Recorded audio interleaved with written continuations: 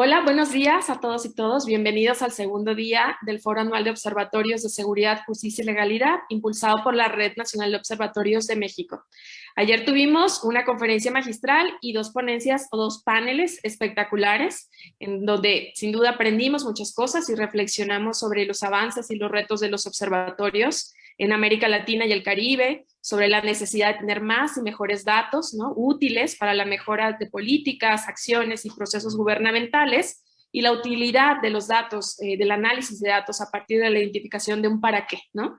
Y que utilicemos marcos metodológicos o marcos analíticos que nos permitan aproximarnos a los adecuados para aproximarnos a los fenómenos criminales y de violencia que pretendemos analizar. Es importante la rigurosidad metodológica para darle consistencia a nuestros hallazgos y a nuestras recomendaciones. Esperamos que si no han tenido oportunidad de acompañarnos, el video estará disponible, lo pueden consultar en las redes sociales, en el Facebook específicamente, de la Red Nacional de Observatorios. Muchísimas gracias por continuar con nosotros. Y sin más, vamos a continuar con nuestras actividades. Vamos a presentar el tercer panel, que es sobre las experiencias de monitoreo y evaluación de políticas de seguridad y de justicia. Prácticamente tenemos 1 hora y media para este panel, que estará dirigido por Julia Arribillaga. Ella es licenciada en Administración de Empresas y maestrante en Administración y Políticas Públicas, es de Tabasco, es activista, es directora de Análisis y de Estadística del Observatorio Ciudadano de Tabasco y es responsable de la elaboración y publicación de los análisis, ¿no?, por parte de este observatorio. Ella participa como consejera de organizaciones de la sociedad civil y es colaboradora de publicaciones en el espacio del Observatorio Nacional, en el Universal y en Sheva Tabasco. Ella está convencida de la importancia de la participación ciudadana como eje transformador, como eje de cambio. Y pues Julia, el micrófono es todo tuyo. Muchísimas gracias a todas y todos. Bueno, muchas gracias, Miros.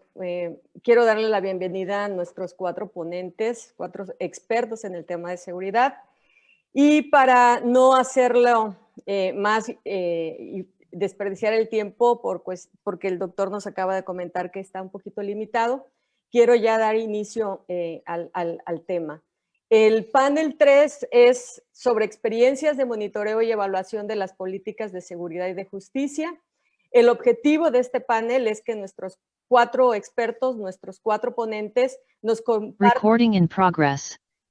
compartan proyectos que ellos han realizado dentro de la sociedad civil enfocados en el acompañamiento, monitoreo o evaluación de las políticas y acciones de diversas instituciones, órdenes y poderes en el ámbito de la seguridad y de la justicia. A partir de estos conocimientos que nos compartirán, y creo que serán de mucha ayuda para todos los observatorios que conformamos la red nacional. A partir de ello, reflexionaremos sobre los resultados, experiencias y aprendizaje que nos permitan impulsar la rendición de cuentas y generar propuestas de mejora institucional y de política pública con base en evidencia. Quiero leer una pequeña reseña de nuestro primer ponente, será el doctor Patricio Tudela. Él es doctor en Antropología Cultural por la Universidad Heinrich Friedrich Wilhelms. Espero haberlo pronunciado bien, doctor, y si no, ofrezco una disculpa. Y maestro en Gestión y Dirección de la Seguridad por la Universidad Autónoma de Barcelona. Se ha especializado en investigación social aplicada, programas para la prevención del crimen y las violencias, estrategias y labor policial, análisis criminal, gestión de la información y del conocimiento, y buenas prácticas en organizaciones del sector seguridad y justicia. Es miembro de la International Association of Crime Analysts desde el año 2010, es docente en la Academia Superior de Estudios Policiales de la Policía de Investigaciones de Chile, en el programa de posgrado de Seguridad Urbana y director del Diplomado en Análisis Criminal para la Prevención y la Seguridad Local de la Universidad Alberto Hurtado, y del programa de formación de la Fundación Bosch Gimpera de la Universidad de Barcelona. Doctor, bienvenido. Es todo suyo el espacio. Bueno, un saludo a todos y a cada uno. En primer lugar, quiero agradecer la iniciativa que ustedes han tenido de organizar este encuentro de distintas realidades. Yo espero que con la participación y el aporte que podamos hacer al final del día, todos digan, fue bueno, tuvo sentido invitarme aquí a exponer. Eh, Todos nosotros tenemos una mirada sobre las cosas que siempre es importante clarificarla desde donde nos paramos. Yo quiero señalarles que tengo una debilidad, que la debilidad que tengo básicamente obedece a una trayectoria y una experiencia de haber trabajado tanto en organizaciones de servicio público como son las policías, pero al mismo tiempo trabajar desde hace un buen tiempo en lo que es la cooperación entre servicios públicos y organismos privados, como son fundaciones o entidades como son los observatorios. Tengo la oportunidad de dirigir lo que es la red de analistas en Chile y ser parte de la Asociación Internacional de Analistas Criminales desde hace un buen tiempo a la fecha. Entonces, aclaro esto porque lo que voy a presentarles tiene que ver con un desafío de transferir a ustedes lo que son los nudos críticos y cómo nosotros entendemos que es abordarlos podría constituir un enorme avance, pasos decisivos hacia la generación de un concepto que es fundamental, que es el concepto de gobernanza y el concepto de política pública, y esto más aún vinculado a lo que es los desafíos de la seguridad.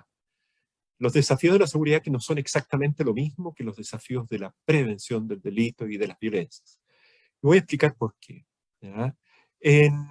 Me gusta mucho poder centrar las ideas en ciertos esquemas.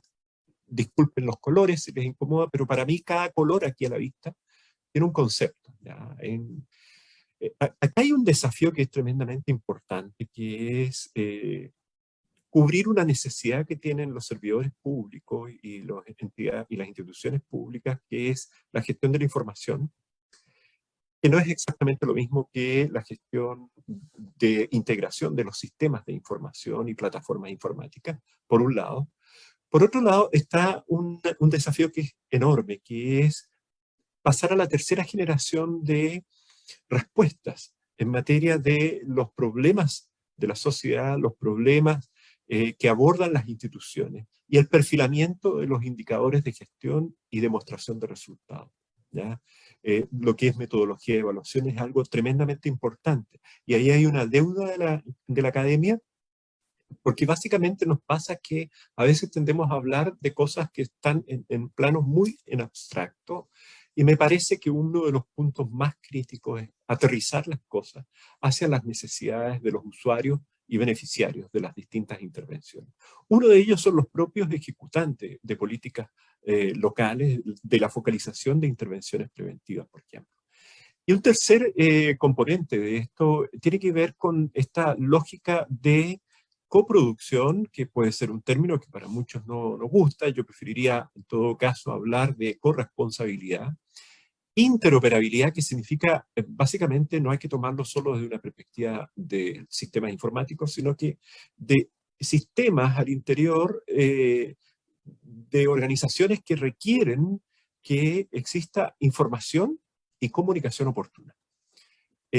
Las políticas públicas requieren la interacción al interior de las organizaciones, pero también entre las organizaciones. Me parece que los sistemas de información, si no se alimentan de un enfoque de sistema, que podría resultar curioso al escucharlo de esa manera, no vamos a lograr cruzar una ribera que es este gran trecho o esta gran barrera que significa que las instituciones puedan cooperar, puedan trabajar en conjunto. Y para eso se necesitan visiones comunes, estándares comunes, reglas del juego. Y de ahí entonces que la gobernanza sea para mí el principal desafío. ¿Ya? La gobernanza que tiene que ver con el aterrizaje en los territorios, la gobernanza local, pero que vincula a actores de distinta naturaleza y con distintos propósitos. Así que en este esquema yo pretendo graficar en color rojo, mano arriba, en esta imagen que les estoy mostrando, lo que es una transición que ha tomado décadas en nuestros países, y particularmente es esto de el desarrollo y la profesionalización de los analistas y usuarios de la información, pero también de los analistas criminales, que se parecen, pero no son estrictamente los mismos, no son estrictamente las mismas tareas. Pero para analogía debemos hacer un énfasis. Las instituciones, la gobernanza de la seguridad local, la gestión de las políticas públicas de prevención especializadas, requieren analistas de información, y cuando estamos hablando de delitos y violencia podemos hablar de analistas criminales, ¿de acuerdo? Pero esto nos lleva a poner a un actor sobre la mesa que es tremendamente relevante, y que es que en las últimas décadas se han dado 3 procesos que son transiciones muy relevantes. Primero, la pérdida del monopolio de la información, ¿ya? Y eso es bien importante. Segundo, la pérdida del monopolio de la seguridad, que esto ya no es de la policía, por así decirlo. Hay instituciones, hay países donde la visión dominante es un enfoque de seguridad pública, que está muy bien, pero que carece de una mirada más de doctrina que tiene que ver con seguridad ciudadana y derechos humanos, por ejemplo, ¿ya? Y un tercer componente que es una transición que nos habla de la pérdida del monopolio de la solución de los problemas sociales. Y eso nos lleva entonces a poner sobre la mesa el rol de observatorios, de organismos públicos y privados y la interacción entre ellos. En ambos componentes, en este triángulo, por así decirlo, está, por un lado, el extremo izquierdo en esta imagen, todo lo que es el desarrollo de la información, las metodologías, los productos y los servicios. Y por otro lado, tenemos algo que a mi entender constituye el gran desafío, porque hoy día no es la tecnología el principal desafío, no es en sí mismo la metodología, por así decirlo, para la construcción de información de carácter científico, sino que es el aprendizaje organizacional. Esto de trabajar en organizaciones que tengan ciertos atributos como lo que llamamos Learning Organization, o organizaciones que aprenden, que son organizaciones que son capaces de mirar lo que hacen, cómo lo hacen, y a partir de eso identificar buenas prácticas, transformar las experiencias de los distintos integrantes, que son muchas veces conocimiento tácito, transformarlo en conocimiento explícito. De ahí que creo que el gran desafío que tenemos por delante y el principal nudo crítico es que tenemos muchos datos, muy poca información y escaso conocimiento transformado en lecciones y buenas prácticas que permitan orientar las decisiones, que permitan acompañar los momentos críticos de una política pública en los niveles que correspondan. Así entonces, por ejemplo, voy a resumir algunas de las ideas principales que quiero compartirles, que es la siguiente. Normalmente tendemos a mirar el campo de interacción entre lo que es política pública, eficacia y desempeño de las instituciones, en lógicas que nos hablan de la necesidad, y esto ya se ha dicho en otros contextos, y el día de ayer, entiendo, los énfasis que tienen que ver con la necesidad de hablar un poco más de las métricas, de los indicadores y de los estándares. Pero también la necesidad de vincular esas métricas con el seguimiento programático, con la capacidad de poder no solo planificar, sino que hacer un acompañamiento de lo planificado, lo que nos va a llevar en algún momento no solo a hablar de eficiencia y eficacia, sino que también de efectividad. La efectividad como un valor público que nos habla de lo que es la responsabilización, o lo que en el mundo anglosajón podemos denominar accountability, ¿ya? Un tercer elemento es hablar de lo que son los compromisos institucionales y la capacidad de observar en qué medida se van dando los pasos aconsejables y necesarios. Pero nada de estos tres, ni las métricas, ni el seguimiento, ni los compromisos institucionales, son posibles si a la base no hay una coordinación efectiva. Ahora, esa coordinación efectiva hoy día ya no puede ser solo entre instituciones públicas, por así decirlo, y con lógicas endógenas, sino que también tiene que ser desde lógicas más transversales con la integración de la sociedad civil.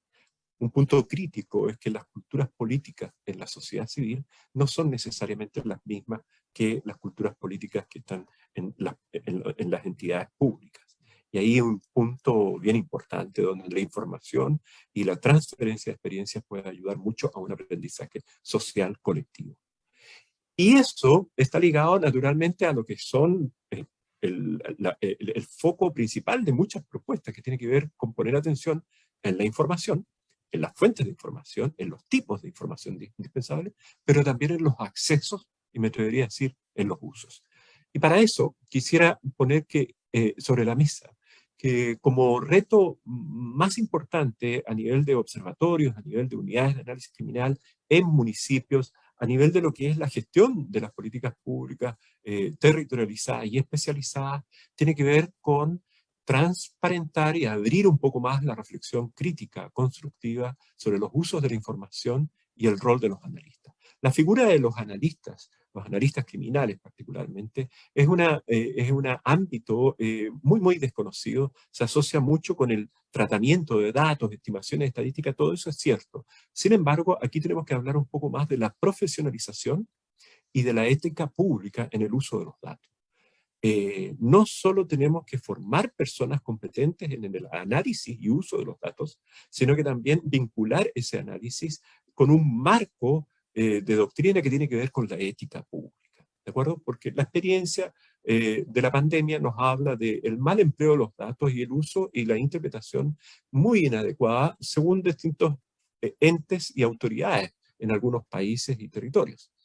Así, entonces, esto del análisis criminal y la profesionalización de los analistas tiene que ver con alimentar y apoyar dos procesos que son básicos. Creo que a veces en América Latina y en nuestros países y en algunos municipios y en algunas instituciones hay una suerte, y perdón que juegue con las expresiones, pero hay una suerte de inclinación a la diagnostiquitis, es decir, a una suerte de caer siempre en la identificación del problema y suponer y hacer ciertos isomorfismos y no dedicar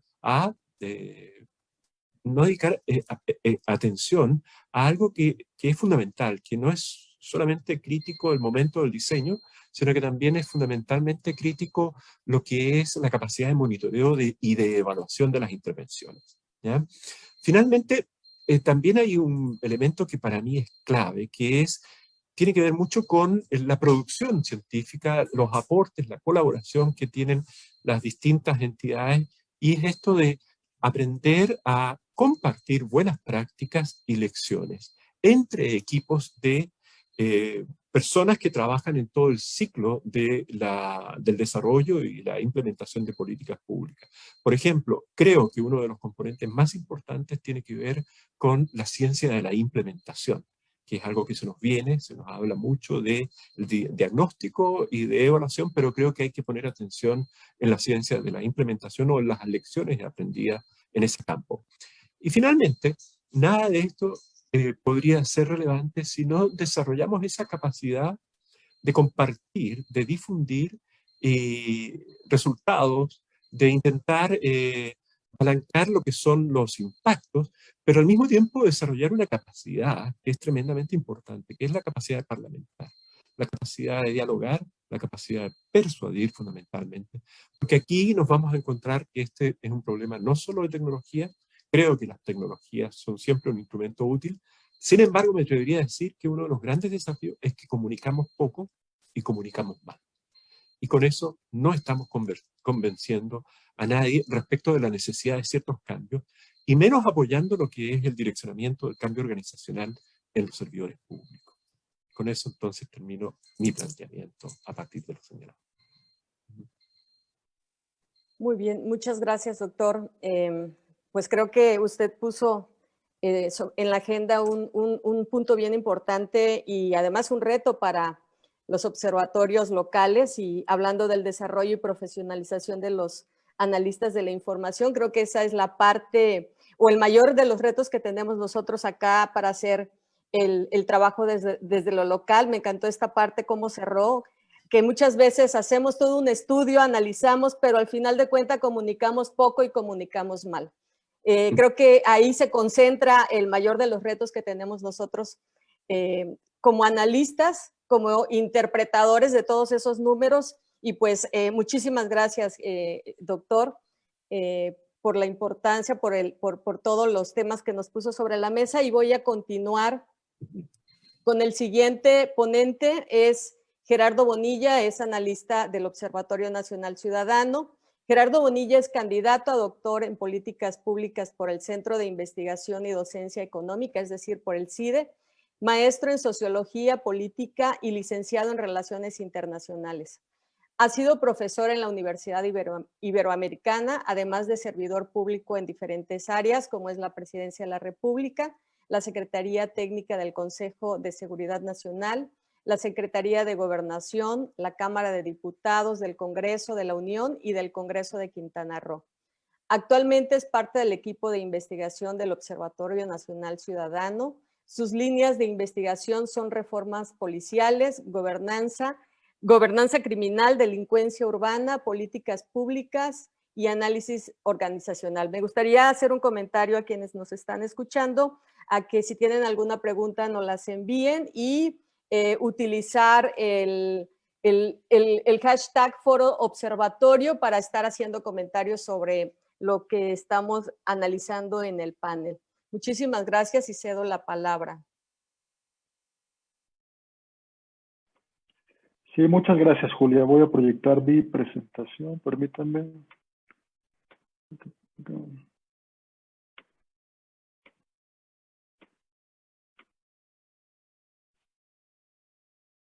Listo, no sé si ya la pueden ver. Sí, ya la podemos ver, Gerardo.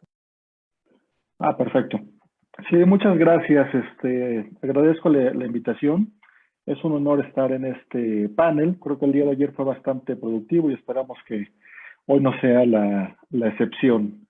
Me encantó, digo, la presentación del profesor Tudela y creo que voy a continuar con algunas de las ideas que él nos dejó sobre la mesa.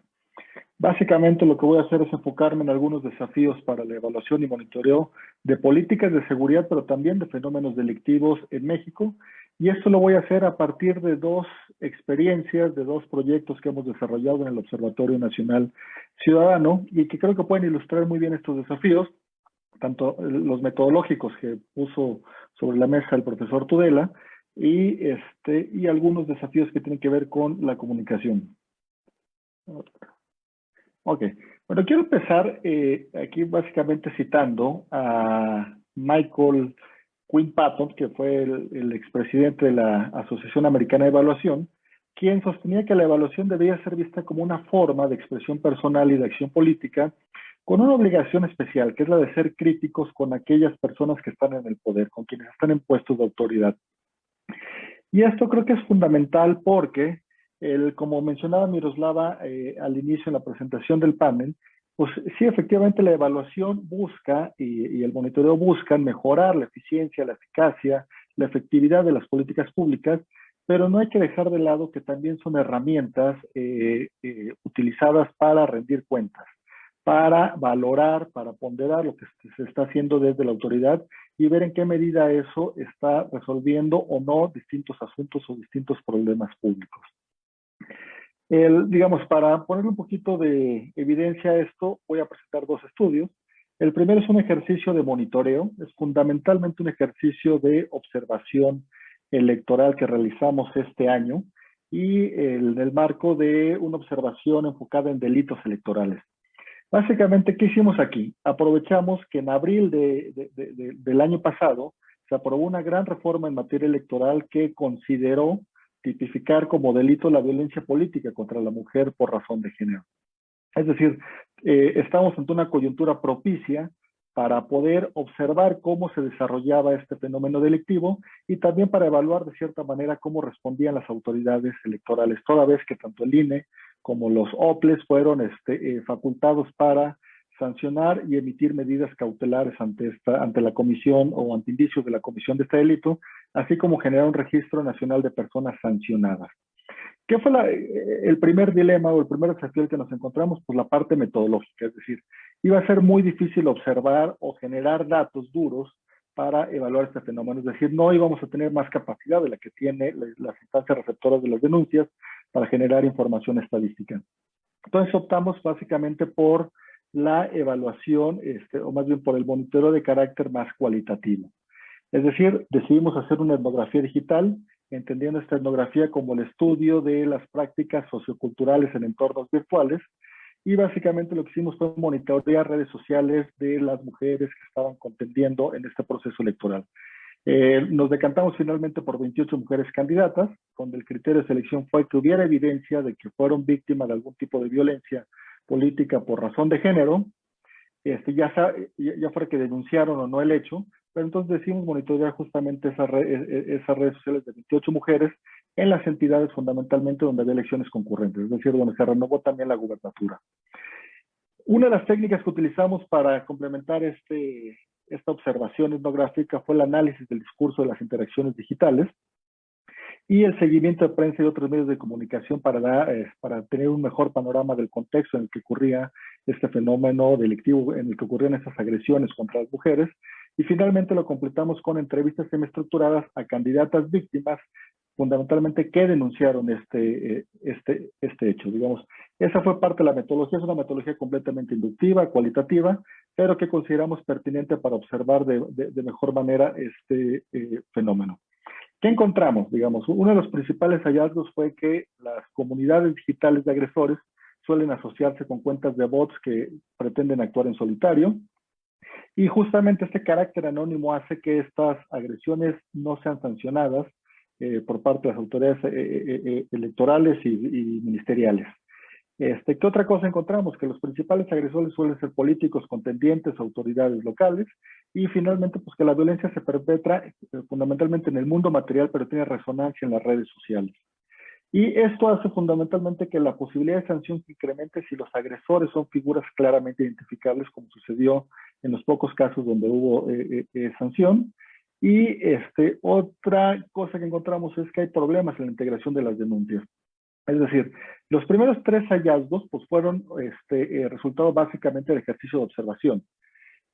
¿Qué fue lo que aprendimos de ese ejercicio? Que si nos hubiéramos quedado ahí, sí hubiéramos generado información valiosa para la toma de decisiones, pero acotada. Es decir, hasta que nos fuimos a hacer las entrevistas estructuradas con las mujeres que presentaron las denuncias, fue que pudimos observar a detalle esos obstáculos con los que se enfrentaron y estas diferencias que hace denunciar este tipo de delitos en un entorno rural y en un entorno urbano.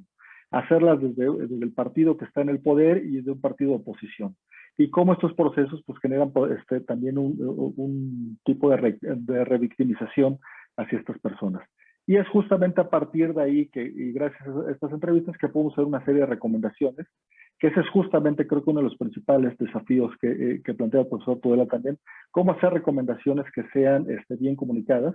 Y aquí tenemos 5 recomendaciones muy, muy concretas. Una es incluir en el padrón del Registro Nacional de Personas Sancionadas en materia de violencia política por razón de género a personas morales y reformar distintos artículos del marco normativo en materia electoral para considerar fondos para el acompañamiento de estas denuncias y finalmente promover el intercambio de experiencias entre mujeres de distintos partidos políticos, es decir, generar esta sinergia propia de modelos de gobernanza democrática que el profesor Tudela ponía sobre la mesa. Rápidamente les comento el otro proyecto que elaboramos. Fue un análisis de una evaluación de la Estrategia Nacional de Seguridad Pública, perdón, está mal la fecha, es 2018-2024, y aquí lo que decidimos hacer es hacerlo desde un marco analítico muy particular, que fue el de la coherencia de políticas públicas. ¿Por qué la coherencia? Porque nos interesaba simplemente evaluar cómo se articulaban entre sí estas políticas. No la coherencia, que eso está ampliamente documentado en distintos reportajes y en trabajo periodístico, entre las promesas de campaña y los actos de gobierno, ni siquiera entre el discurso presidencial y las políticas. Básicamente nos interesaba ver la coherencia en las políticas públicas, que es el primer nivel de análisis. Por ejemplo, en la política de drogas, qué tanta coherencia hay entre prevenir y no legislar en la materia. La coherencia entre políticas dentro de un mismo dominio de políticas públicas, por ejemplo, entre la creación de la Guardia Nacional y el fortalecimiento de las políticas de las policías locales, es decir, ver qué tan complementarias pueden ser. Y finalmente, y es la parte más compleja, la coherencia entre dominios de política pública. Por ejemplo, entre el dominio de seguridad pública y la política social. Ver qué tanto se pueden complementar el despliegue de la Guardia Nacional con programas sociales de apoyo. ¿Qué encontramos? Pues distintas evidencias de coherencia, es decir, sometimos a prueba esta idea del cambio de paradigma en materia de seguridad y pues no pasó la prueba mínima de evidencia. Pues con respecto, les pongo aquí 3 datos rápidamente. Respecto a la Guardia Nacional que se creó, pues para el 2020, el año pasado, tenía un presupuesto de apenas superior a 2.200 millones de pesos.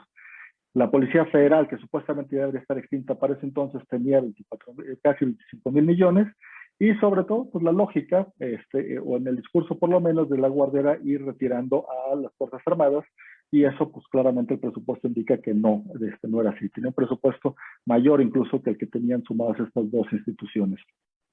Por otro lado, en el asunto de las políticas sociales como políticas de prevención social del delito, pues vemos que no hay una relación entre las tasas de la asignación de estos fondos en las entidades con mayor delincuencia.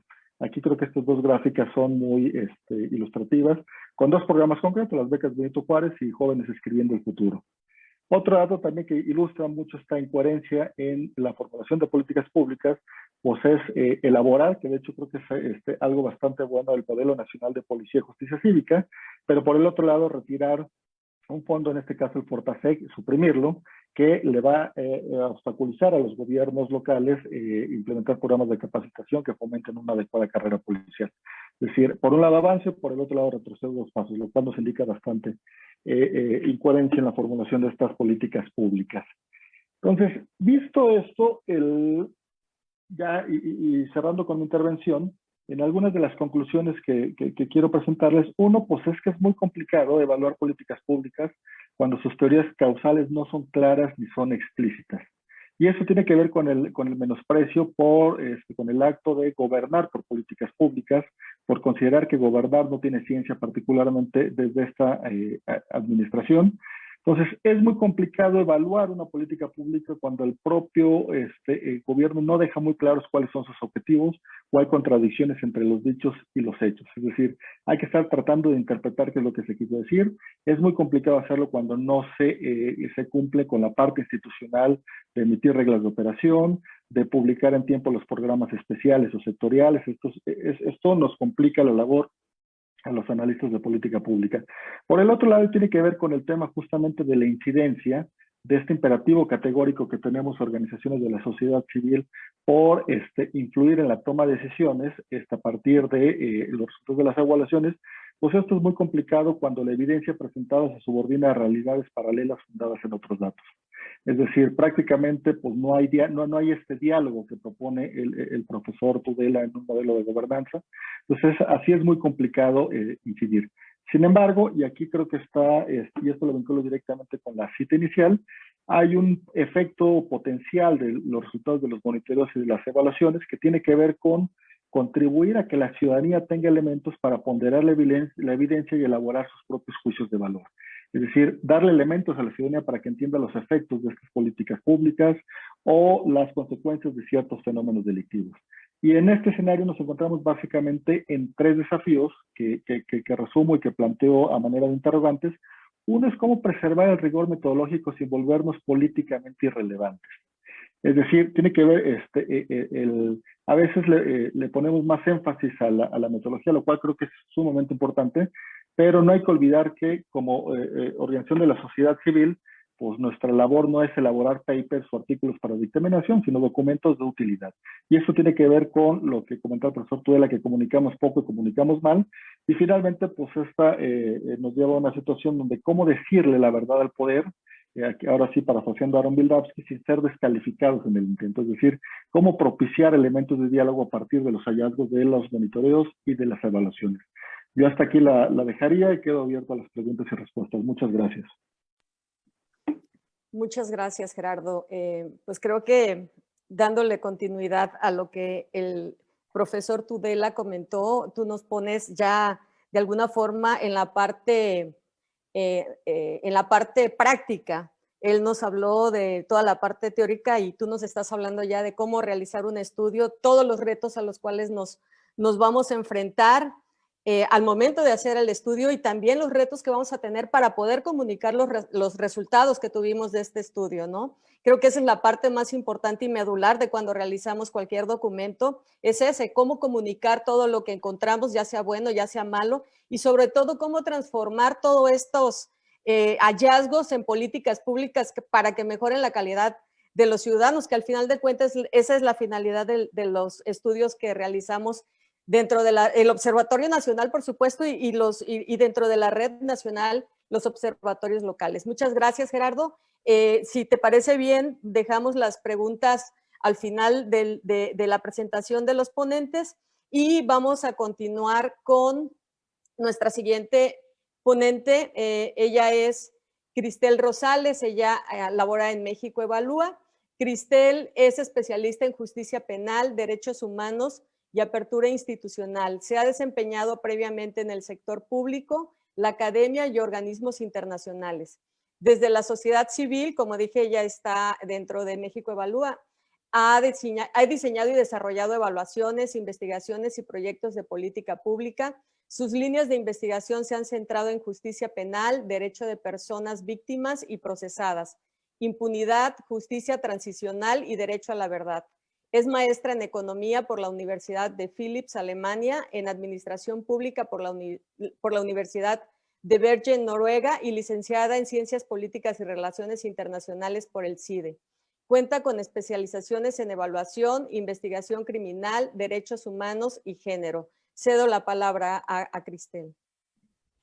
Muchísimas gracias, Julia, por la presentación. Es un honor para mí estar aquí con todas y con todos ustedes. Un saludo a quienes nos siguen a través de la transmisión.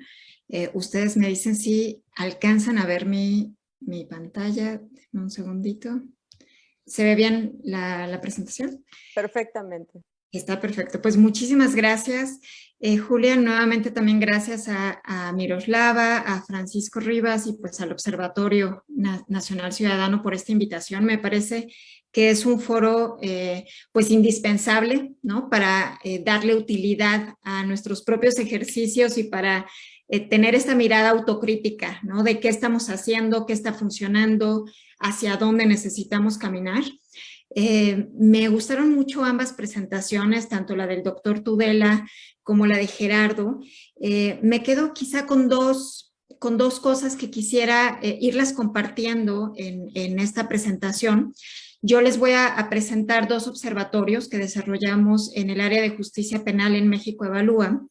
Y en estos observatorios me parece que es importante ahora, después de haberlos escuchado, rescatar que ambos tienen una mirada de mejorar las políticas públicas. Este es el objetivo, ¿no? Cómo mejorar la política pública. Y no solo quedarnos pues con un enfoque de diagnóstico, de ver la fotografía de qué es lo que está pasando, sino por el contrario, ir identificando hacia dónde tendrían que caminar las instituciones, estos modelos de gobernanza, para avanzar en términos de la mejora de las políticas públicas. Uno de los retos que hemos enfrentado es cómo no quedarnos justo con este enfoque de gabinete, de escritorio, sino por el contrario, hablar en el lenguaje y atender las necesidades de quienes queremos que consuman estos estudios, esta información, estas recomendaciones, y finalmente, pues cómo a partir de estos datos, de esta información, podemos generar conocimiento, ¿no? Y cómo podemos comunicar ese conocimiento. Bueno, pues como les comentaba, yo les voy a presentar rápidamente dos ejercicios que realizamos. Uno de ellos lo denominamos hallazgos, es la evaluación sobre el sistema de justicia penal a nivel nacional. Tenemos ya 8 años realizando esta evaluación, es prácticamente, podría decir, quizá la evaluación más longeva, más pues trazable en el tiempo, con series históricas sobre el sistema de justicia penal.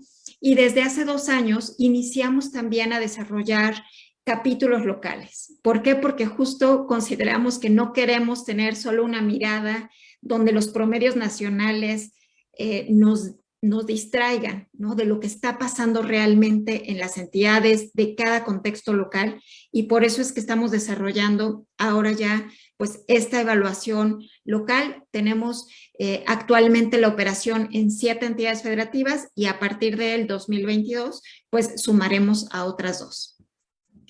Pues rápidamente me parece que también recogiendo algunos de los elementos que han expuesto, para nosotros desde México Evalúa, trabajar bajo el principio de máxima transparencia es indispensable. Y por máxima transparencia me refiero a transparentar fuentes de información, a publicar la metodología y a publicar pues completamente todos los resultados, ¿no? La idea es que nuestras propias evaluaciones, nuestros propios estudios puedan estar sujetos al escrutinio público, podamos también pues reconocer quizá alcances y limitaciones de estos estudios.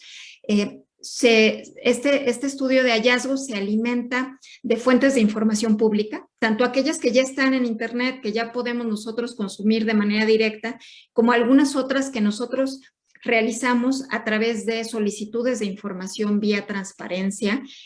Más o menos cada año realizamos entre 450 y 500 solicitudes de información a las distintas instancias, llámense poderes judiciales, fiscalías, defensorías, comisiones ejecutivas de atención a víctimas, secretarías de gobierno, policías, secretarías de seguridad pública. Entonces, en realidad, pues tenemos un abanico de instituciones que comprende esta evaluación. Aplicamos también ambas metodologías, cualitativa y cuantitativa, justo porque no solo queremos quedarnos con los datos fríos, con una fotografía en un tiempo determinado, sino entender un poco más cuáles son las causas, quizá de ciertos nudos críticos o de ciertas áreas de mejora y hacia dónde podemos justo orientar, ¿no? esa política pública. Pues esta metodología tiene una periodicidad anual y tenemos pues varias desagregaciones de acuerdo a los indicadores que nosotros publicamos. Solo rápidamente quería compartirles esto, que es nuestro modelo de seguimiento y evaluación. Para nosotros implica no solo hacer un corte de caja de si está funcionando o no está funcionando la justicia penal, sino nos interesa justo identificar desde la base. ¿Qué tenemos en términos de política pública? ¿Qué tenemos en términos de capacidad institucional? ¿Qué resultados estamos dando? ¿Y cuál es justo como el cariz de esos resultados? ¿Cuál es la calidad que estamos justo proveyendo como un servicio público? Para ello, nosotros no solo hacemos uso de esta información que ya les platicaba, sino también realizamos grupos focales con personas que han participado del sistema penal, ya sea como víctimas o como personas imputadas. Trabajamos un observatorio de audiencias y de sentencias judiciales, porque justo no queremos solo quedarnos con los datos fríos que podemos consultar en una página de internet o a través del papel, sino queremos ver en la práctica qué es lo que está pasando, ¿no?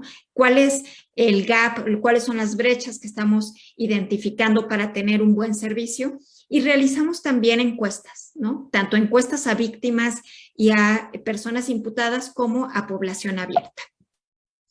Bueno, pues rápidamente aquí solo no voy a exponer pues los hallazgos o los resultados de esta evaluación, solo quisiera comentarles que esta evaluación nos permite hacer un análisis del contexto, cuáles son temas de incidencia delictiva, de prevalencia delictiva en términos de víctimas, qué estamos viendo en términos de fenómenos criminales, nos permite hacer un análisis de las condiciones básicas de política pública, temas de coordinación, temas de planeación, de información, de tecnologías, de estadística.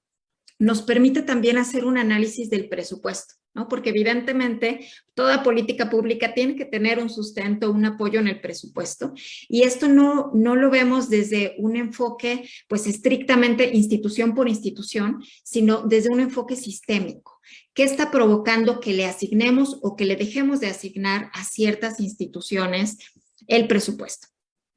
Esto nos permite pues generar, digamos, rankings, ¿no? Esta herramienta que nosotros la vemos así, nos va diciendo de cada entidad dónde estamos viendo avances, dónde se requiere fortalecer y se pueden comparar con otras entidades federativas o incluso en el tiempo, ¿no? Pueden ver cuál está siendo su evolución en el tiempo.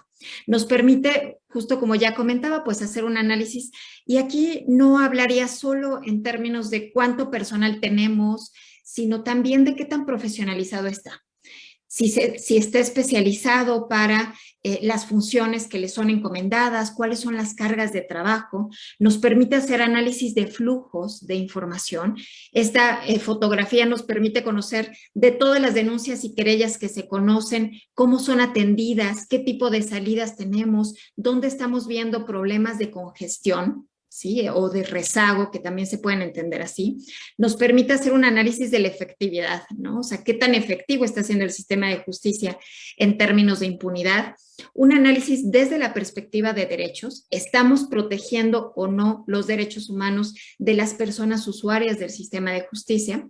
Y finalmente, pues un análisis, porque esto finalmente le llega a las personas usuarias, entonces nos interesa conocer cuál es su percepción, cuál es su satisfacción o su experiencia al ser parte de este sistema de justicia, ¿no? Esta mirada me parecía importante justo rescatarla con lo que comentaban, porque al tener todos estos elementos, estamos buscando ofrecer una evaluación que no solo se ciña a un enfoque centrado en las instituciones, sino por el contrario, a un enfoque centrado en las personas, en los usuarios. Y aquí solo quisiera destacar, antes de pasar a la siguiente evaluación, que todos estos indicadores que actualmente les estoy presentando, nosotros los acompañamos con una serie de buenas prácticas, de lecciones aprendidas que han tenido distintas instituciones, distintas entidades, y también de recomendaciones en términos de política pública, ¿no? A la luz de referentes internacionales, buscamos ofrecerles pues hojas de ruta, ¿no? Que les puedan servir para identificar cada institución, cada sistema local, dónde se encuentra y hacia dónde tendría que estar caminando. Bueno, pues el segundo observatorio es el Observatorio de la Transición. En este observatorio, que también ya tenemos varias emisiones, lo que nos interesa es identificar de las fiscalías que tienen una serie de atribuciones o de roles en el sistema de justicia penal, ¿qué tanto están operando realmente como fiscalías o siguen con una operación más en la lógica de procuradurías? Esta metodología me parece sumamente, pues que permite el aprendizaje, porque al estar diseñada para transiciones, para procesos de transición, no comparamos a cada fiscalía bajo el mismo estándar, sino que identificamos en qué punto del proceso se encuentra y cuáles tendrían que ser los avances que se tendrían que estar observando en distintos elementos. Esto lo logramos a través de tener estándares específicos para cada rubro y de poder pues, asociar estos estándares al punto en el que se encuentran las fiscalías. Aquí solo quisiera compartirles, este es el modelo de evaluación que nosotros trabajamos con las fiscalías. Analizamos temas de autonomía, de qué tanto desarrollo institucional se tiene, y esto pasa también por tener controles y contrapesos, cómo están las normas, cómo se está operando esas normas. Y algo que me parece que es muy innovador en términos de estas evaluaciones tiene que ver con el punto número 4 que vemos aquí, que es el ritmo de la transformación. ¿Qué tanto se están dando las condiciones presupuestales, de política pública, de conocimiento y de gestión del cambio para poder lograr que estas instituciones pues caminen, ¿no? en esa transición? Esta evaluación pues, nos permite tener no solo tableros de control que podemos nosotros desagregar en la medida en que nosotros lo deseemos, sino también nos permite pues, identificar con información cualitativa qué es lo que no está funcionando, dónde estamos viendo espacios de mejora y siempre asociándolo con una hoja de acción, con una hoja de ruta que les permite a las instituciones pues consumir esta información. No solo recibir, digamos, la lectura en rojo, verde o amarillo, sino acompañarla de unas recomendaciones de política pública. Aquí quisiera simplemente ocupar un minuto para compartirles también que me parece que una de las lecciones aprendidas que hemos tomado nosotros con estos ejercicios es siempre pensarlas en términos de las personas a las que queremos que llegue esta información, ¿no? Este conocimiento. Y eso implica, pues, pensar desde el diseño, pensar en cómo producimos la información, en qué otros elementos de necesidades van a atender las personas para poderla consumir y en no solo quedarnos en la publicación de los reportes, sino en generar mecanismos de diálogo, de colaboración con las instituciones receptoras para poder justo no solo comunicarlo unilateralmente, sino lograr que lo consuman de la mejor manera posible. Hasta aquí me quedaría por ahora. Les agradezco mucho su tiempo. Muy bien, muchas gracias, Cristel, por tu participación, y pues continúa con lo que comentaba el doctor, la parte teórica de todo el trabajo. Y a mí me encantó cómo fuiste describiendo la forma en que se realiza un estudio de parte de México Evalúa, y creo que coincide con la metodología que nos enseñan del Observatorio Nacional, y que tanto los números, tanto los análisis que hacemos está documentado y está fundamentado en fuentes oficiales. Y esto lo comento porque muchas veces al momento de publicar cualquier documento, cualquier estudio, pues suele incomodar al poder y muchas veces resultamos descalificados.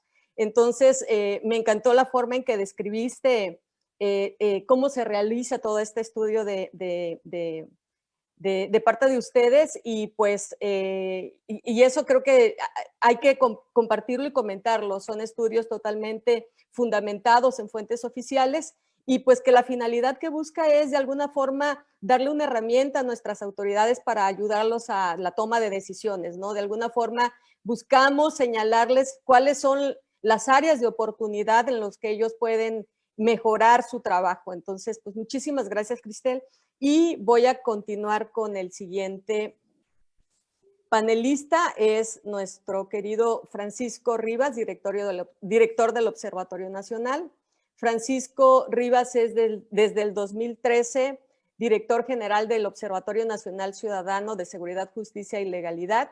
Es licenciado en Economía, Comercio, licenciado en Psicología, cuenta con una especialidad en Cultura de la Legalidad. Es maestro en Psicología y doctor en Estudio de Desarrollo Global por la Universidad Autónoma de Baja California y la Universidad de California de Los Ángeles. Ha dirigido la implementación de programas de cultura de la legalidad en Palermo, Italia, en Bogotá, Colombia, y Baja California, Chihuahua, Nuevo León, aquí en nuestro país, entre otros trabajos que ha realizado. Fue invitado permanente del Consejo Nacional de Seguridad Pública de México. Es autor de múltiples publicaciones en materia de cultura de la legalidad, seguridad y justicia, además de columnista y comentarista en diversos noticiarios del programa y programas de opinión de radio y televisión. Gracias, Francisco, te cedo la palabra. Querida Julia, pues no puedo empezar más que por felicitarte. Sé que hoy es tu graduación, entonces aprovecho este espacio para felicitarte y para decirte que, como siempre, estamos muy orgullosos del trabajo que en Tabasco el Observatorio han hecho y tú personalmente has hecho. Quiero empezar pues precisamente retomando un poco de lo que todos mis compañeros han platicado. No puedo de nuevo, así como lo hice ayer, más que agradecerle a México Evalúa. Cristel, por favor dile a Edna, renuévale a Edna, como siempre, todo nuestra admiración y agradecimiento, porque gracias al trabajo de México Evalúa, el observatorio pudo iniciar su trabajo y a partir de ahí desarrollar esta gran red que incide en una serie de factores. Efectivamente, ese es el tema con el que quiero empezar, que es la incidencia. Uno de los problemas principales, ya lo decía Julia, es que independientemente del hallazgo que encontremos, uno de los elementos más difíciles es que ese hallazgo se transforme en una política pública, se transforme en una reforma normativa, se transforme en un modo diferente de hacer las cosas. Hoy en México hay una serie de observaciones que desde la sociedad civil, desde los think tanks, se llevan a cabo en materia de gasto en seguridad, como también, en materia de gasto, como hace México Evalúa, o también en materia de gasto en seguridad, como hacemos en el Observatorio Nacional Ciudadano, en materia de reclutamiento forzado, en materia económica, tanto el Instituto Mexicano en la Competitividad como México, como vamos a hacer un trabajo muy puntual para entender cómo estamos. Y una de las cosas que encontramos en el observatorio es que es muy fácil enfocarnos en una parte del ejercicio que hace el Estado por proveer seguridad y justicia a los ciudadanos. Es mucho más fácil enfocarnos en el trabajo del Ejecutivo que los otros poderes. Es por ello que este año echamos a andar un ejercicio de observación específica del Legislativo. Es decir, nos dimos a la tarea de tratar de entender cómo desde la parte de la construcción de las normas también abonamos a los factores de seguridad. Ya lo comentaba Gerardo previamente, uno de los aspectos que hemos elaborado al analizar tanto la Estrategia Nacional de Seguridad Pública como el desempeño de los primeros 3 años de este gobierno, hemos llegado precisamente a la observación de cómo hay una parte en donde la ejecución de la norma a través de políticas públicas pues no siempre es óptima y a veces tiene que ver precisamente con el diseño a la base de lo que de cómo estamos construyendo el marco. Y en ese sentido creo que uno de los ejemplos más claros ahorita que Cristel nos hablaba sobre el desempeño de la Procuración de Justicia y de la Administración de Justicia, pues hoy tenemos retrocesos importantes en el sistema de justicia penal. Como ustedes saben, el titular de la Fiscalía General de la República a través del partido del presidente puso en marcha una serie de reformas, contrarreformas, que son retrocesos importantes en materia de derechos de los ciudadanos. Y es por ello que hoy más que nunca en el observatorio queremos entender qué hace el Congreso de la Unión, qué hace la Ciudad de México y el Estado de México. Específicamente lo que queremos es lograr incidir en cómo se construyen las normas porque vemos una serie de deficiencias y contradicciones. ¿Qué estaremos observando específicamente? ¿Qué estamos observando ya específicamente? Pues las comisiones de seguridad, de justicia, derechos humanos, sistema penitenciario y delitos contra la mujer. Y desde ahí ya encontramos algunos hallazgos muy, muy relevantes. Aquí uno de los aspectos que encontrará la gente que ingresa a nuestra página y que específicamente puede encontrar el Observatorio Legislativo es, por un lado, quién integra las comisiones en términos de qué experiencia tienen, cómo votan, pero también si asisten o no asisten. Y en el segundo punto, pues qué propuestas de ley o reformas se están planteando individualmente o por comisión, cómo están votando y eventualmente si efectivamente, si esta propuesta de reforma pues va en el sentido que necesitamos los mexicanos para poder generar mejores condiciones de seguridad. Evidentemente, pues qué resultados obtuvieron de las votaciones y qué tanto la ciudadanía puede participar.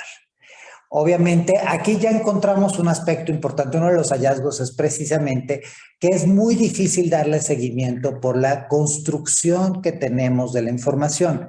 Hoy la fuente que llevamos a cabo para construir esta información es el sistema de información legislativa de las cámaras y los boletines legislativos. Esto no necesariamente se puede llevar a cabo en los estados. Les comento que cada 1 y 16 del mes estaremos actualizando la información que se genera dentro del observatorio. Ahora, precisamente, vamos a empezar a los hallazgos. ¿Qué es lo que encontramos? Pues lo primero que se aproxima es que el Congreso tiene un total de 102 asuntos que se pasarán a las comisiones.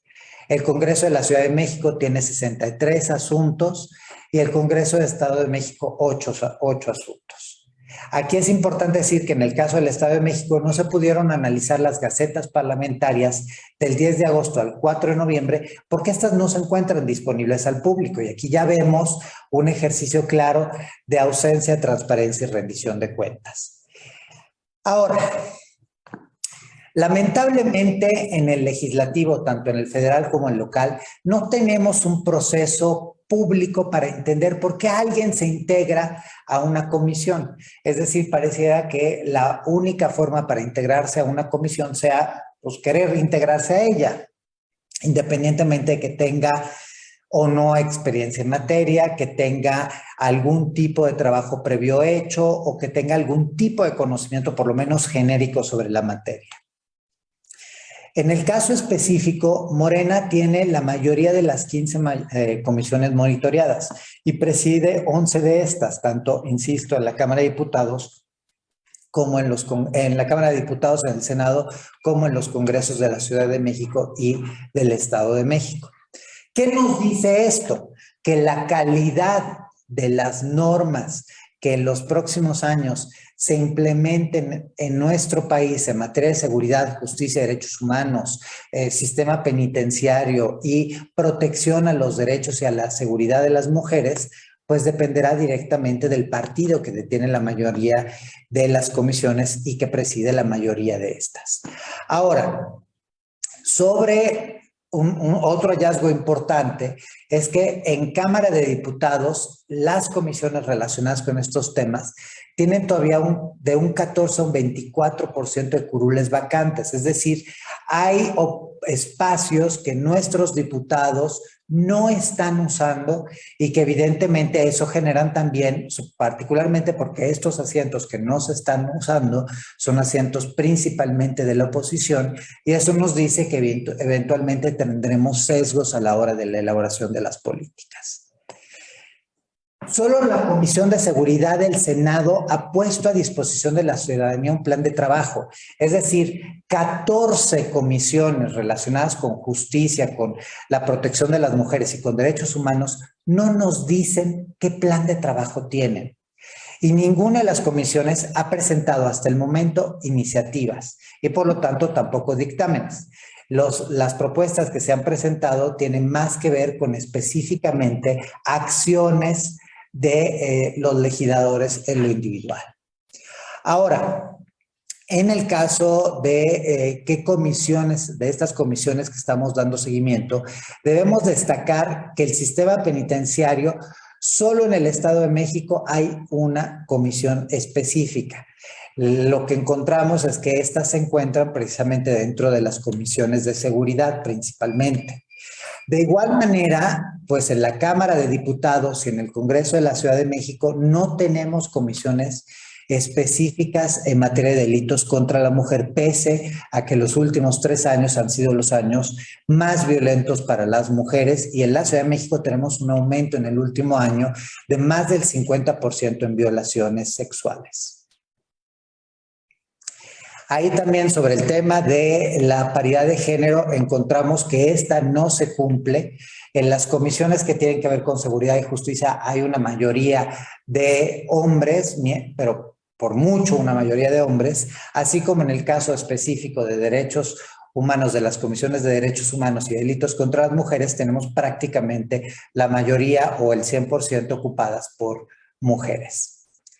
Respecto a la congruencia de los integrantes, o sea, es decir, qué tanta experiencia tienen, en el Senado de la República encontramos que entre el 36 y el 80% de los integrantes cuenta con algún nivel de experiencia en su comisión, donde tenemos más experiencias en los temas de derechos humanos y de atención al tema de las mujeres, donde prácticamente el 80% de los integrantes cuentan con alguna experiencia. Donde tenemos menos experiencia demostrable son tanto en seguridad como en justicia, en donde apenas el 33 o 36% de los integrantes puede demostrar tener conocimiento previo sobre la materia. En Cámara de Diputados, la experiencia de los integrantes de la comisión va de 17 al 20%. Sin embargo, pues esperemos que en la medida en la que estas curules que no se han ocupado, pues podamos ver incrementar ese nivel de experiencia. Ahora, en Cámara de Diputados, ningún presidente de las comisiones monitoreadas cuenta con experiencia en la comisión. Y esto, pues evidentemente, en el tema de la comisión, y esto significa, pues evidentemente, un reto importante, porque lo primero que deberían de hacer es informarse y a partir de ahí, pues abonar a un trabajo legislativo en la materia. Yo los invito a que revisen con detalle el observatorio específico, lo que tenemos en la página y la presentación que hicimos en su momento, en donde también estamos dando cuenta de esas propuestas que ya están, de algunos retos significativos y de una agenda legislativa que hemos planteado a nuestras autoridades. Ahora, de nuevo, ¿qué conclusiones podemos llegar en un primer de bote pronto? Pues que el resultado que tenemos en la construcción de las normas de aquí a los próximos 3 años, tanto en lo federal como en lo local, dependerá principalmente del trabajo de Morena. si Morena hace un buen trabajo por escuchar a la ciudadanía, vota adecuadamente y tiene un ejercicio para construir normas que sean implementables y que abonen a los beneficios de México, veremos mejoras también en el ejercicio de las políticas públicas. Si por lo contrario estas serán mal diseñadas, pues tendrán el legado de haber abonado a una mayor descomposición y violencia del país. Los legisladores tienen un deber con la ciudadanía y este es precisamente que no atiendan solo los temas partidistas, sino que atiendan las necesidades del país. Hoy estamos escuchando a nuestras autoridades decir una y otra vez que estamos muy bien, que estamos avanzando, que van mejorando las cosas. El presidente, lo comentaba yo ayer, daba como referencia descensos en la comisión de delitos, en la incidencia de delitos, que no se explican ni se entiende de dónde vienen, dado que los datos oficiales no sustentan lo que dice el presidente. Es por ello que, pues así como hoy urgimos al presidente a pegarse a la verdad y a pegarse a los datos duros, pues también pedimos a los legisladores a pegarse a las necesidades del país.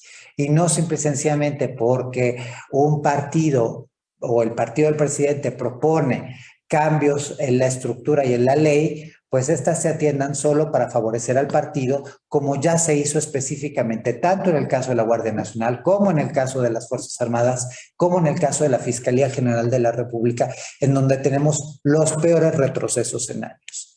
Y evidentemente claudicar a la labor legislativa significa abonar a que México siga siendo un país sumamente violento. ¿Qué recomendaciones podemos dar?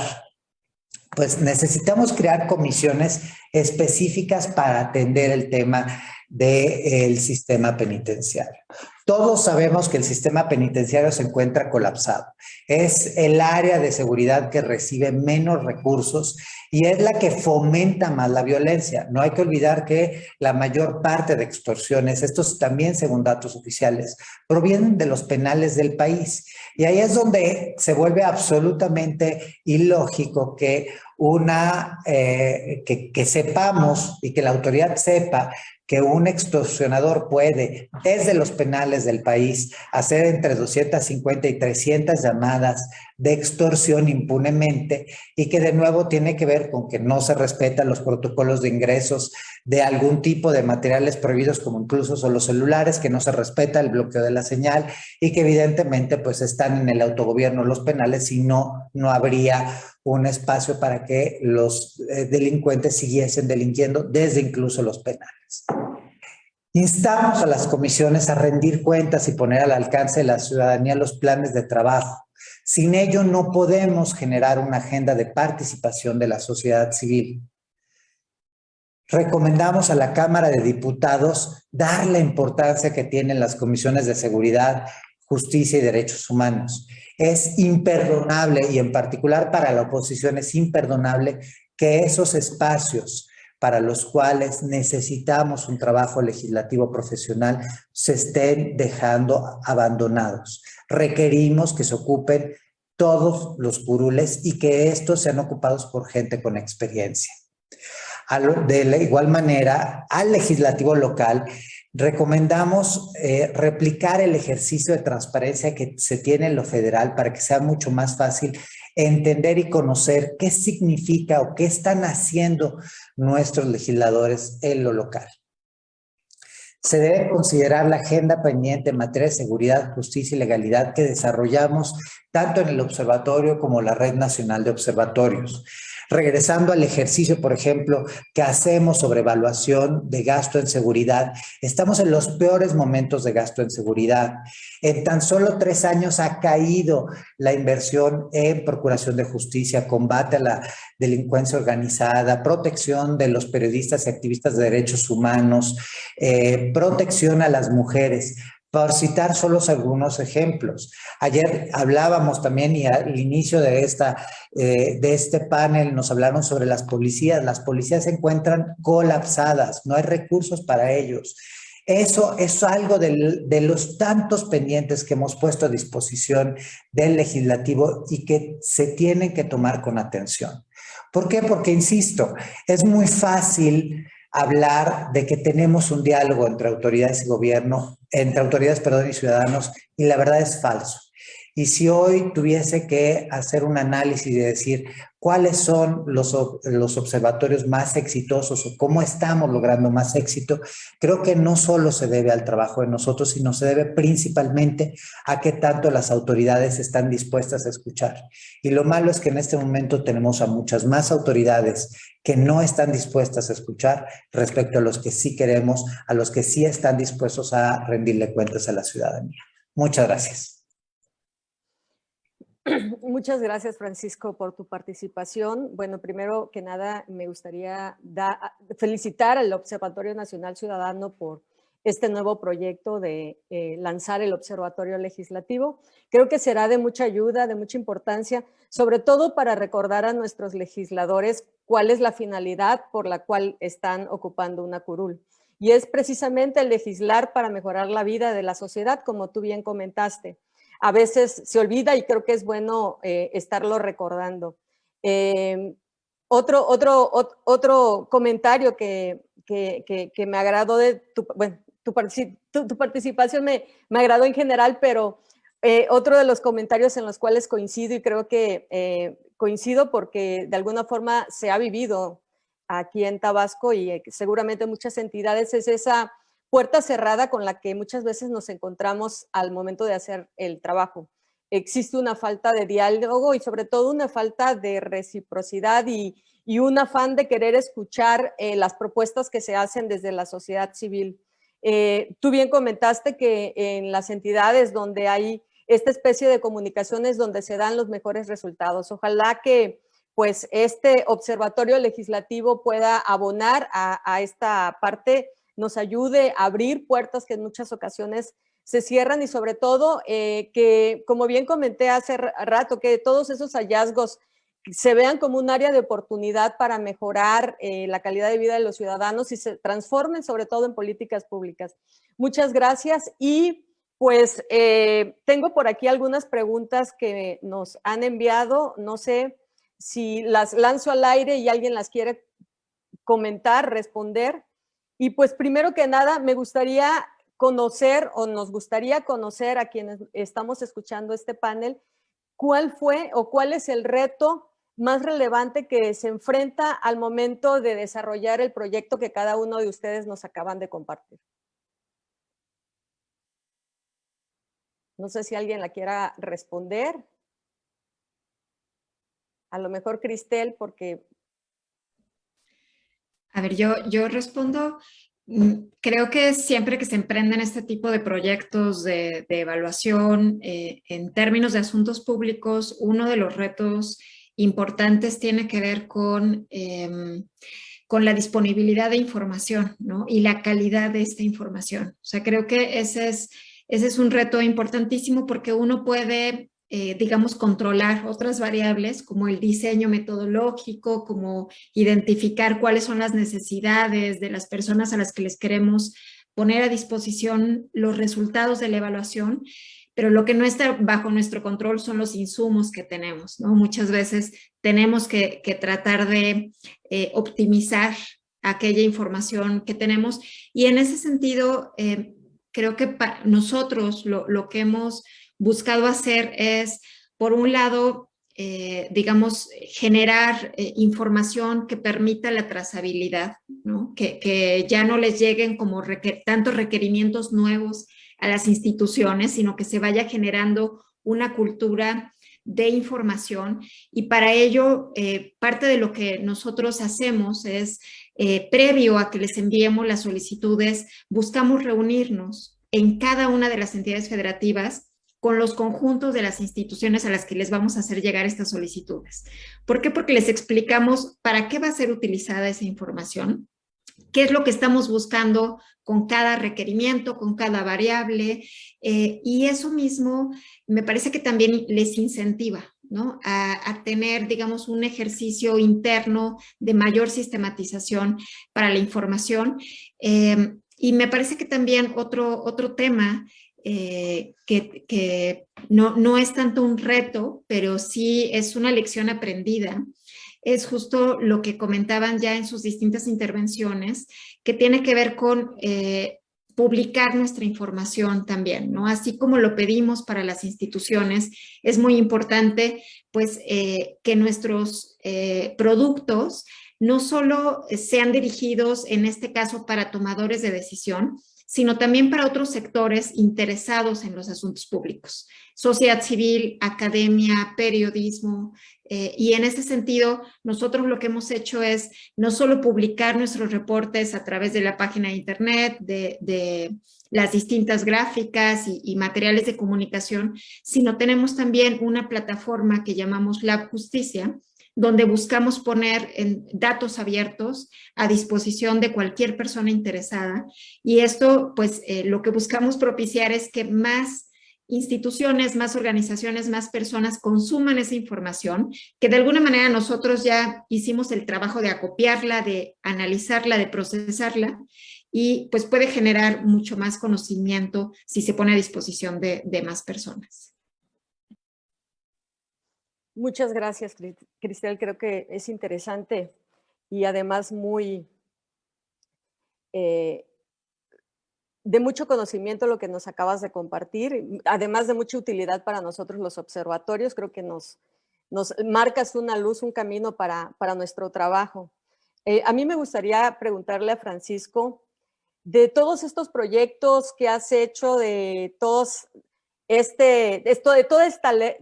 red que tienes a nivel nacional o que el Observatorio Nacional tiene ya en más de 20 entidades, ¿cuál es la utilidad? ¿Qué finalidad? ¿Por qué tener un observatorio?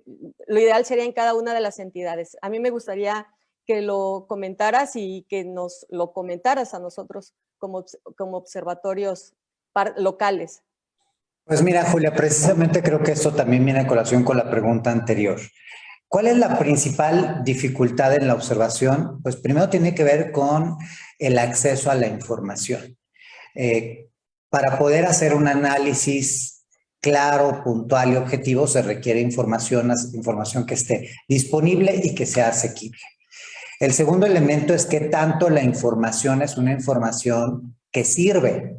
Te hago un ejemplo. Cuando nosotros empezamos hace pues ya una década, cuando hicimos el primer estudio sobre trata de personas, pues encontramos datos que eran absolutamente absurdos. O sea, por ejemplo, al hacer solicitudes de transparencia en materia de trata de personas a las entidades, solo 3 entidades fueron capaces de contestar puntualmente cada una de las preguntas que les hicimos en materia, pues, de qué tipo de tratas estaba ocurriendo, o sea, las carpetas de investigación por trata de personas, si eran tratas de personas con fines de explotación sexual, laboral u otras. La segunda, pues, era el sexo de las víctimas. La tercera era la nacionalidad de las víctimas. La cuarta era la edad y otros elementos similares. Insisto, solo 3 entidades pudieron contestar. La Federación en su momento, hace casi una década, tampoco pudo contestar esta información. Y tuvimos entidades como el caso de Morelos, que nos contestó algo que ni siquiera tenía sentido. Nos contestó 2,3.1, 5 mujeres, blanca, güera, niño, niña. O sea, parecía una fórmula extraterrestre.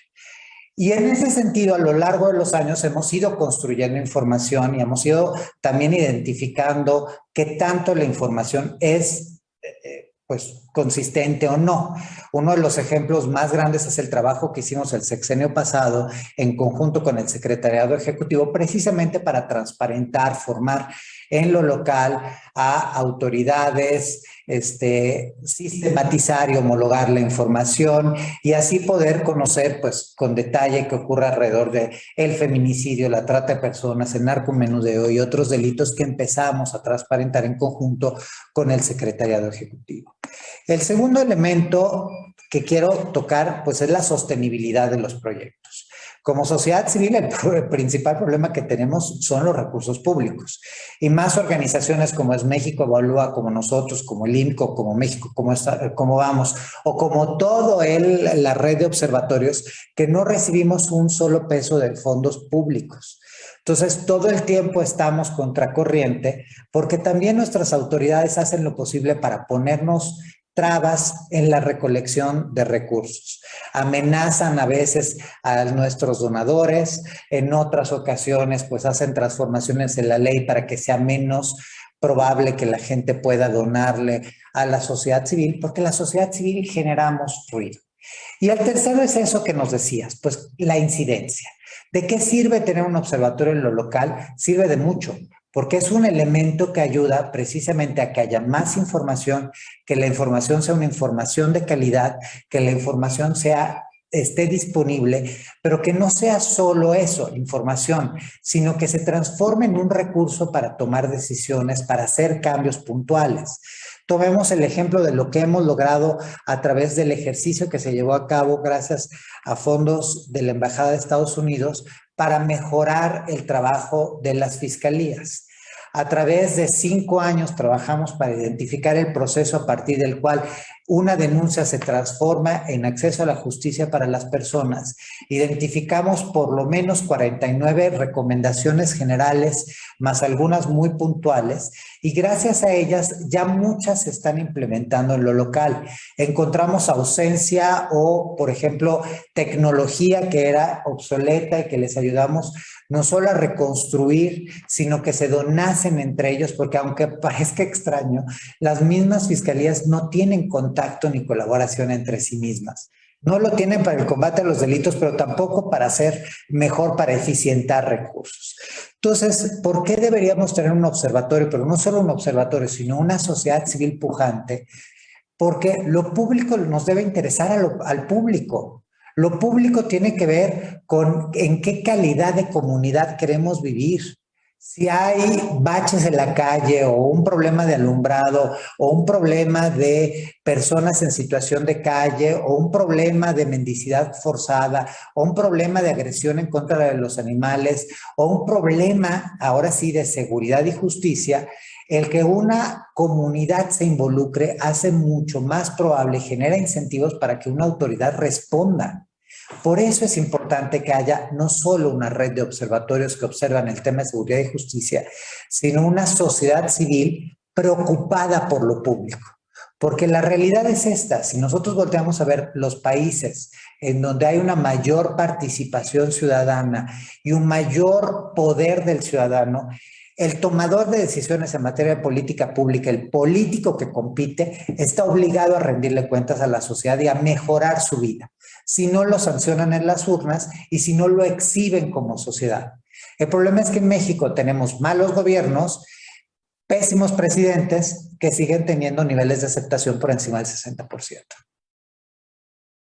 Muchas gracias, Francisco. Nos quedan 5 minutos para concluir este panel. Entonces me gustaría iniciar con Gerardo, si nos puede dar si nos puede hacer una reflexión o una conclusión de todo lo que hemos estado abordando para cerrar a tiempo.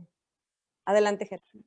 Sí, justamente para vincular un poquito las intervenciones de Francisco y de Cristel, creo que hay que poner también atención en las capacidades organizacionales. Y no me refiero solamente a la parte de los servidores públicos, sino también a los mismos analistas que estamos en las organizaciones de la sociedad civil. Creo que aquí ha habido un gran avance, porque hace poco más de una década, pues los principales productos que se generaban, que eran muy útiles, muy relevantes en su momento, pues básicamente era el monitoreo de la incidencia delictiva, subió, bajó, esto, el otro, calcular variaciones porcentuales. Poco a poco, yo lo que veo es un esfuerzo, resultados en materia de profesionalización del personal que está en las organizaciones de la sociedad civil. Lo que no se ha movido tanto es la parte del servicio público, que ahí se nota cierto rezago y eso se nota justamente en este tipo de deficiencias que ilustra Francisco con las entregas de solicitudes de información. Coincido completamente con lo que dice Cristel. Hay que ir avanzando en la construcción de una cultura de la información, también de una evaluación.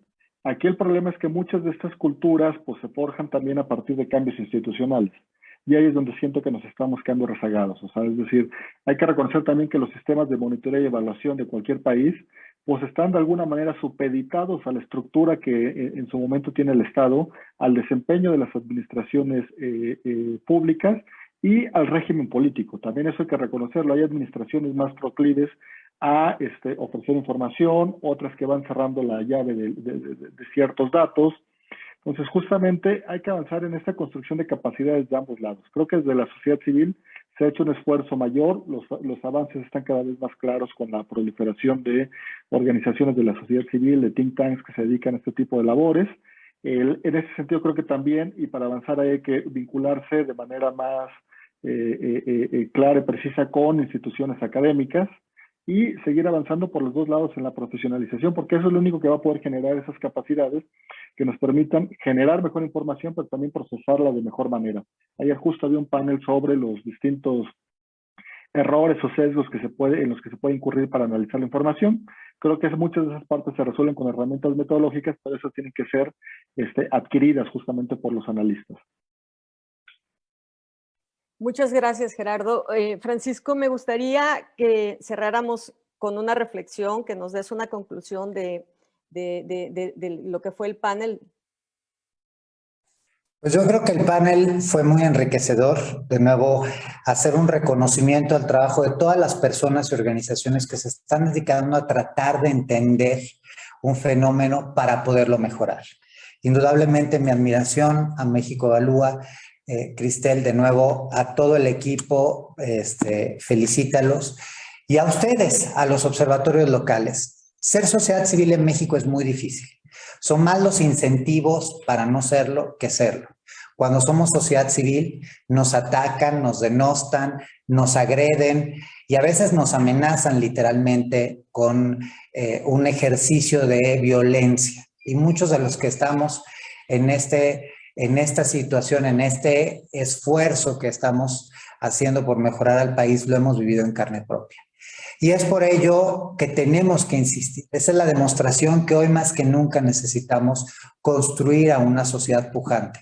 Porque México sí puede llegar a ser un país menos violento, porque México sí puede llegar a ser un país donde las personas salgamos seguras a la calle y no tengamos que preocuparnos si cerramos bien la casa o si traemos encima un reloj, un anillo, o si por lo contrario nuestros hijos pueden salir a jugar a los parques.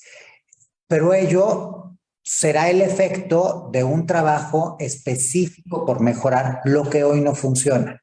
Y para eso necesitamos empezar por reconocer lo que no funciona e identificarlo con claridad.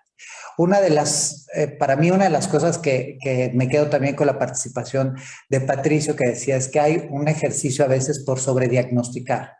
En México hay una frase que dice que estamos sobrediagnosticados. Yo creo que eso es falso. Estamos tal vez sobrediagnosticados en las generalidades, pero ¿por qué no funciona la Fiscalía de Tabasco respecto a la Fiscalía de Nuevo León o de Guanajuato?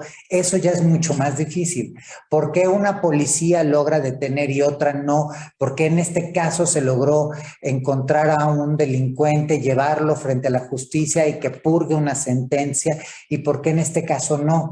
Porque a veces una persona que sale de un sistema penitenciario puede reiniciar su vida en la sociedad civil como un ciudadano honesto, y en muchos otros casos salen como delincuentes profesionales. Eso es lo que la sociedad civil, los académicos, los think tanks estamos haciendo. Tratar de identificar las buenas prácticas para maximizarlas y reducir los efectos negativos que tenemos. No me queda de nuevo más que felicitar a toda la red por el gran trabajo que hacen, a las organizaciones civiles y a todos los ciudadanos que se involucran en los problemas públicos. Muchas gracias, Francisco. Y para cerrar, bueno, primero, pues muchas gracias, Cristel, por tu tiempo, por compartirnos todo este trabajo que hacen a través de México Evalúa. Y pues únicamente ya alguna reflexión o alguna conclusión que nos quieras compartir a la red de observatorios. Pues les agradezco mucho a ustedes más bien el espacio, el tiempo. Sé que ya estamos justo sobre tiempo. Solo quisiera recuperar esta idea de...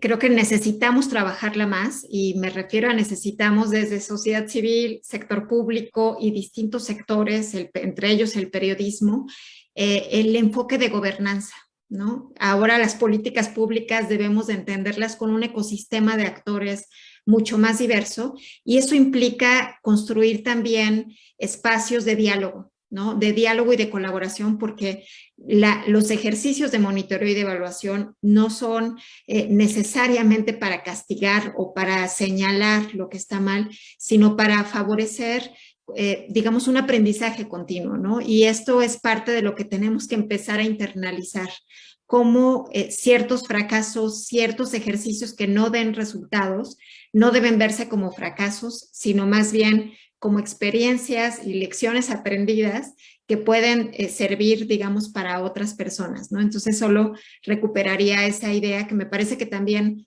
está faltando, ¿no? Cuando hablamos de políticas públicas. Muy bien, pues muchísimas gracias, Cristel, por esta reflexión. Creo que será de mucho aporte para nosotros los observatorios locales, al igual que las experiencias que nos compartió Gerardo y Francisco. Y pues únicamente, por cuestión de tiempo, ya estamos 3 minutos después, pues únicamente agradecerles a todos los ponentes su participación, agradecerles y felicitarles por el trabajo que se está haciendo, por de alguna forma marcarnos un camino para desde lo local seguir trabajando y aportando en cada una de nuestras comunidades.